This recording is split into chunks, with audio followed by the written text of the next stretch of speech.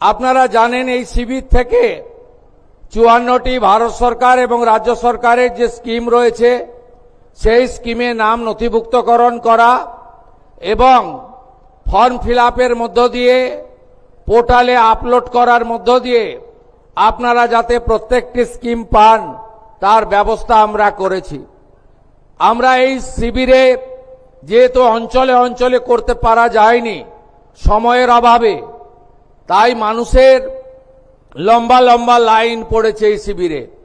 মানুষ এই সরকারের উপরে আস্থা রাখছেন, ভরসা রাখছেন।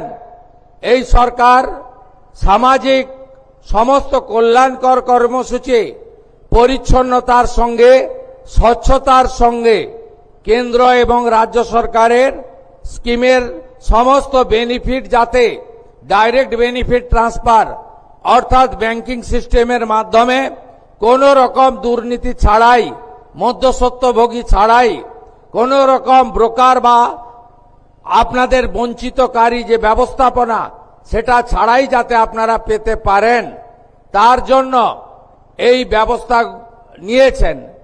সেই কারণে আমরা এত মানুষের তাদের আশা প্রত্যাশা দীর্ঘ লাইন আমরা আগামীকাল 18 তারিখ পর্যন্ত গোটা রাজ্যে এই শিবির চালাবো এই নির্দেশিকা দিয়েছি।